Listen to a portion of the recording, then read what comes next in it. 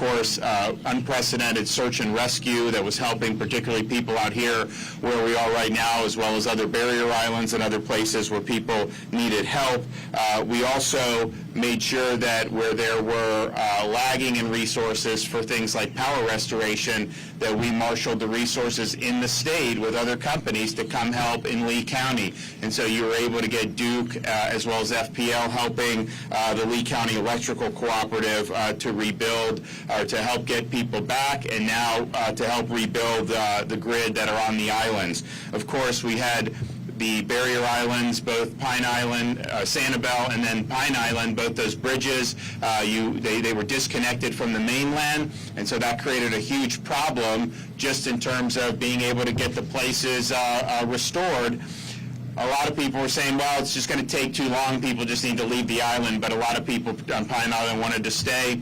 And so they asked us at the state if we could help, and I said we would. So we were able to get that bridge reconnected in 3 days, which usually is not the timeline that you expect from government. And then we were able to reopen the Sanibel Causeway 3 weeks to the day after the storm. So you've had huge progress being made in both of those areas, which we think is very, very much important. And basically the reason why we've been able to do all that stuff is because I've told, and Kevin Guthrie is our EM director, I said, look, these things are complex, there's a lot of moving parts, we understand that, but what we don't want is just get mired in bureaucracy and mired in red tape. Okay, you have agencies, you have ability, federal, state, local, private organizations that have a mission related to this in some way. So don't get numb by trying to go through all these dumb red tape. And so cut through it. And that's what we did on the bridges, that's what we did on the search and rescue, that's what we did on the power restoration. And so I asked Kevin, we want to make sure we're also doing that on debris collection and the debris reimbursement process, particularly for areas like Fort Myers Beach. I mean, you guys see the debris that is here. And yes, we've been approved through FEMA for reimbursement. But the debris removals, typically the public entities remove the debris from the streets and other things like that. But as you've seen, there's debris in residential communities and debris in commercial properties. And so that's really, really significant, because you get the debris out as quickly as possible, then you're able to get things rebuilt and get people back on their feet. And I think that if we do better on this than the typical norm is, these areas are going to come back to life much quicker than those areas did. So today we have a number of announcements, but first we're announcing that for the first time ever, the state of Florida has come to an agreement with FEMA to expedite debris removal on private and commercial properties.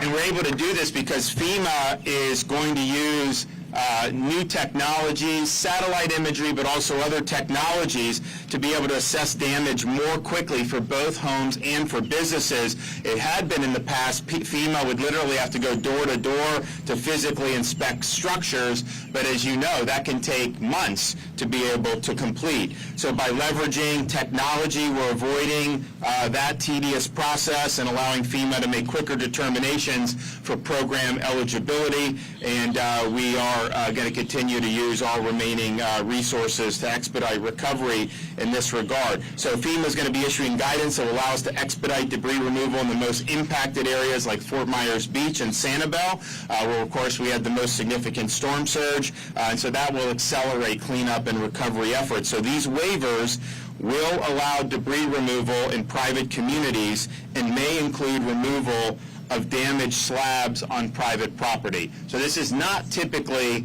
the way this is done. Usually that would be not eligible for this type of reimbursement. So we are doing that. This is a great agreement, and we want to continue to do. So we're moving faster than ever on private and commercial property debris removal. We were working on this, and there's obviously a lot of things initially with the search and rescue, particularly out here, The barrier islands, of course, needed to get the bridges and all that, but and we wanted the main debris from the roadways and all that was very important. But we've been, Kevin's been working on, okay, we do need to get into private and commercial. And just so you know, during Hurricane Michael, Category 5 that hit Northwest Florida, it took more than 20 months to navigate private and commercial property debris removal in some areas. And that actually wasn't like especially slow. That was basically the norm of how a lot of this stuff works. And so this is really accelerating in a positive way, and we know how important it is. And I've been down a lot, as many of you know, and you see debris like this, but what you also see are debris from vessels in both the waterways and on land. And so the Division of Emergency Management has been working closely with FWC, Department of Environmental Protection, the Coast Guard, and local governments to identify and remove vessels and other debris from Lee County waterways and upland private property and commercial as quickly and as efficiently as possible. And so we're also pleased to announce the creation of the state of Florida's debris cleanup program to assist Hurricane Ian survivals with the removal of displaced and abandoned titled property. Again, displaced and abandoned titled property. So residents can submit an online application at iandebriscleanup.com to report the presence of displaced titled property on private or commercial property and request the removal of the qualifying debris, including vehicles, vessels, motorcycles, trailers, and ATVs. To date, 869 vehicles and vessels have been identified on private and commercial properties, with efforts to identify others continuing on a daily basis.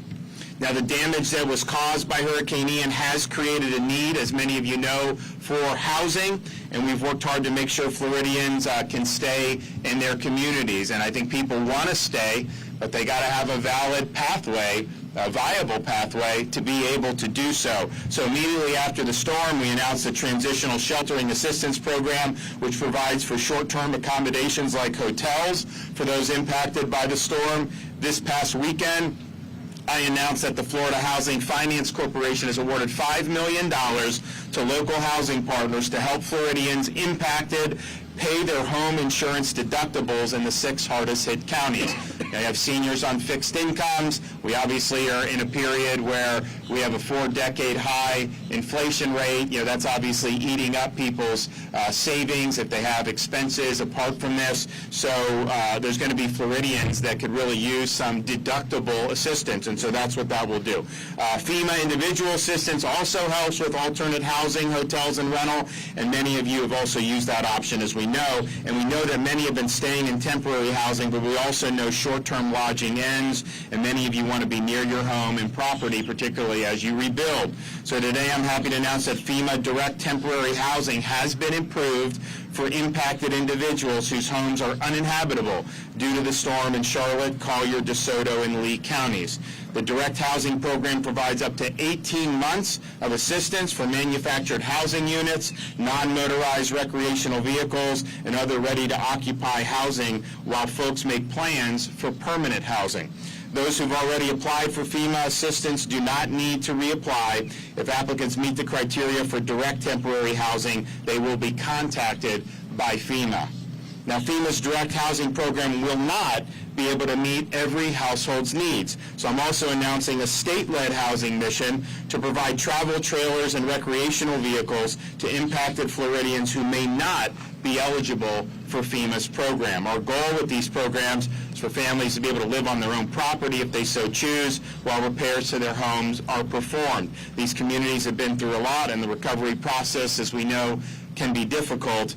We know many folks want to be where their home is. That not only gives them more peace of mind, it's more effective with the recovery process as well. So we're happy for this announcement today, these series of announcements. I think it shows that we're committed to aggressively moving this ball forward, continuing to take on issues that the community is seeking assistance from, and I do believe that you're going to see, and Kevin will talk a little bit more about it, but I don't think that there's probably been a precedent for for residential and commercial debris removal to be proceeding anywhere close to the pace that we're starting now. So we'll hear from Kevin Guthrie, we'll hear from Tom McCool from FEMA, and then we'll hear from our Senate President-designate Kathleen Passidomo.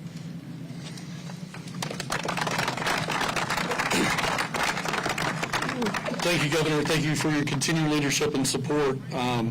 As we talk nearly every day, I just want to make sure that people know this governor is committed to this disaster, to the people of Florida. Unlike any governor I've ever seen before. So again, Governor, thank you very much. I'd like to point out the incredible coordination between local, state, and federal partners that has led to this record-breaking speed of our response to Hurricane Ian. As the governor has said, we have gotten a list of waivers, about 11 waivers, that we can implement today after this press conference that took 20 months to get done in Hurricane Michael. That's unprecedented. The division's recovery team, most of which I brought here for this announcement today, has been on the ground in this community both prior to and after Hurricane Ian's landfall. The men and women of the Recovery Bureau of the Florida Division of Emergency Management have been working nonstop for 4 weeks to get this done, and I want to make sure that I tell them from the bottom of my heart, from the governor's heart, thank you very much for what you have done for the Floridians and those that live here. We will be here as long as it takes to get families and businesses back on their feet. With these debris waivers, our ability to assist impacted communities is removing hazardous material, hazardous debris, and this will be greatly expedited.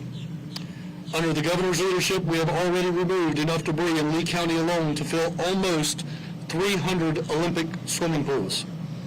Having these important conversations and centered around innovative solutions to debris removal just weeks after landfall is building the foundation for a swift recovery for this community.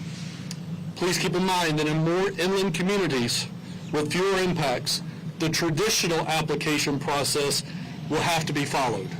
So I want to make sure that people understand what you see around us, the commercial debris that is around us, that is what we will be able to do on waivers. However, when you get into more traditional, less impactful debris, we will and we must follow the normal processes. So these are for those catastrophic and extensive areas. We will continue to work diligently with our partners at DEP, FWC, the U.S. Coast Guard to remove other displaced vessels. Again, I reiterate what the governor mentioned today about go to our website, sign up, fill out an application. Residents can visit iandebriscleanup.com. That's iandebriscleanup, all together, no spaces.com. Or we have a call center as well. That number is 850-961-2002. The state is also proud to supplement FEMA's effort to provide direct temporary housing for displaced families impacted by Hurricane Ian. This first of its kind in the state of Florida is a conglomeration of things that have been taking us about 2.5 years to put together. And I want to thank Colt with FEMA. I want to thank Melissa Forbes with the recovery for agreeing and letting us run this program. Yes, by all means, applause for that. And then, of course, I'd be remiss if I didn't thank Deanne Criswell as well as helping us get this done. So that's going to allow us to do something we've never done before. But I want to also set expectations. That is a 6-month program that we are running. So we need to start working on getting you into permanent housing on day one. Day one is today. So again, folks that will be eligible for that 6-month temporary housing by the state, we need to start programming you into permanent housing today. Governor, again, we could not do any of this without your leadership, and I thank you for that. Sure. All right, Tom. Yes, sir. Good morning. My name is Tom McCool. I'm the Federal Coordinating Officer. My job is to corral the federal staff on the response to and the recovery from Hurricane Ian. At the high point, we had 4,500 responders here. We still have 2,200 FEMA staff in and around here. And this is the most heavily impacted area. But we have our staff and Kevin's staff all the way to Volusia County. Every county in the state of Florida, all 67, are designated for public assistance, and there's 26 counties currently for individual assistance. The numbers are big. I'm not going to bore you with numbers, but less than 30 days from the federal side, $1.3 billion. I've been doing this a while, and I have not seen that type of money in terms of the individual assistance, small business administration, NFIP, and public assistance. Kevin and his crew worked through processing an expedited project worksheet for over $300 million.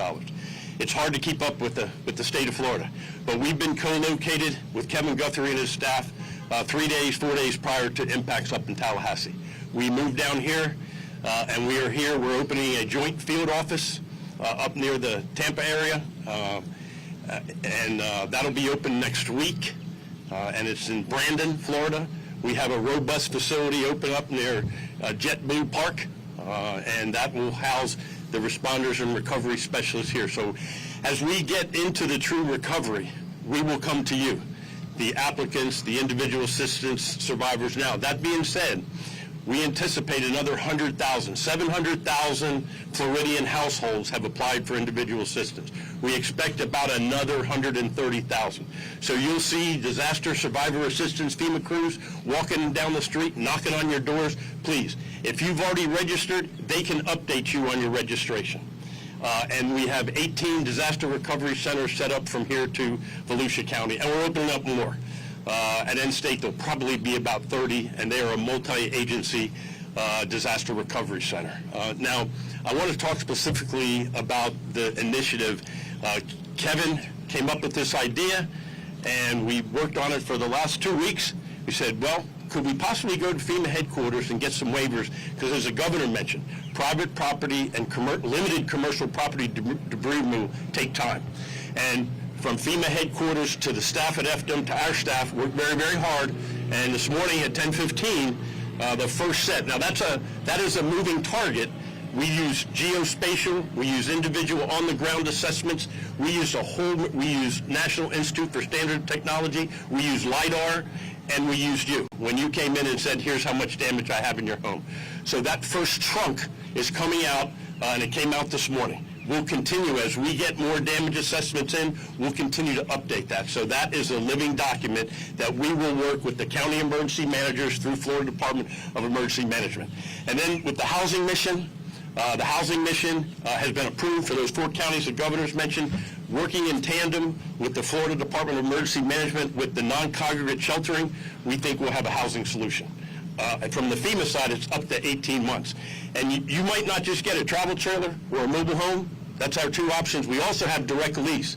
If there's somebody that owns an apartment, we'll go to them and we'll ask to get a direct lease and put the survivors there. Or if we have units that need some repair and that landlord will agree to repair them, we'll reimburse him and we can move in there. We want to keep everybody local. We want to keep you in your communities where you go to church, whatever house of worship, where the kids go to school, and where you're comfortable. That's our #1 goal. So we'll be working through that in the next several months. All right, thank you. Sir. Appreciate it. Yes, Kathleen? Thank you. I'm Kathleen Pasadomo. I have the privilege of representing many of you in the Florida Senate. I'd like to say a few words to my friends and neighbors in Southwest Florida. I know how you feel, because I remember that Thursday when I walked into my house and the water was receding and all of my personal property was lying in mud. I know how you feel, and I know how you went through stages of grief, and now you're coming back. And I guarantee you that we will build back Southwest Florida stronger, better.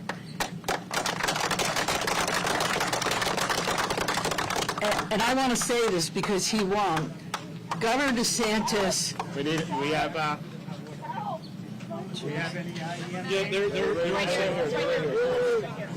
We have our acting fire chief right here. Oh, my goodness. It's all right. Water, please. Water. You got any water?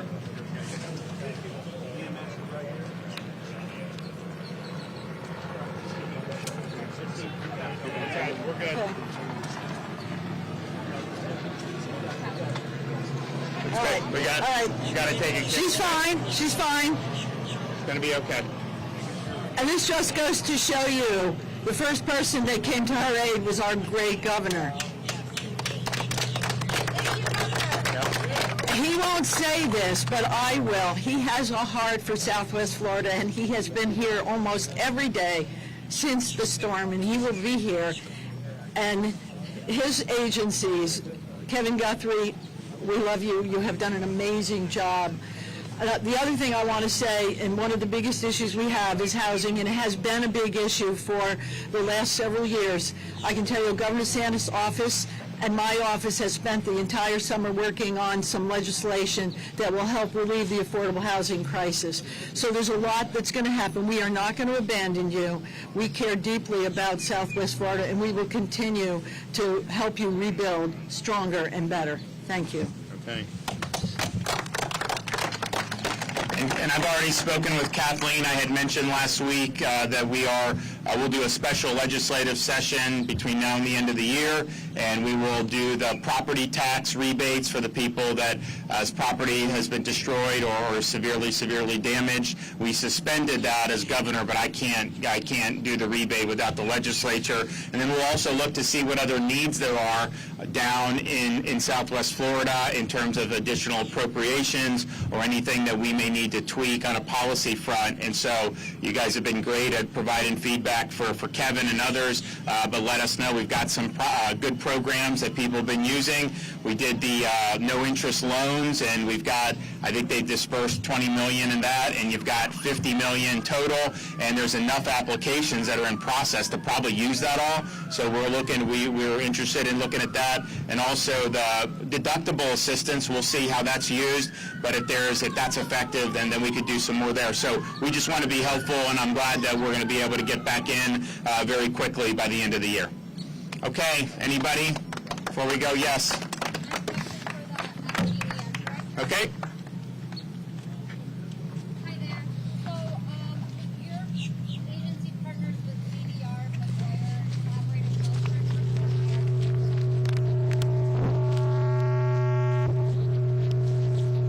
What's your response to their concerns? So the question was about a shelter that's being run by one of our contract staff. I'm going to read directly from an email last night, highlighted and underlined. I'm very happy to hear that all have concluded there were no immediate threats or violations found in the shelter by any groups who have toured that facility. So again, there were some initial findings, or I don't want to even say findings, some initial concerns brought up by people in the shelter. We've had people go to that shelter, look at that shelter, and as of 11:21 p.m. last night, again, I reiterate, I was very happy to hear that we have all concluded that there were not any immediate threats or violations found in the shelter by any of the groups that have toured the facility. All right. All right, thanks, guys. We'll see you soon. Okay, we good over here.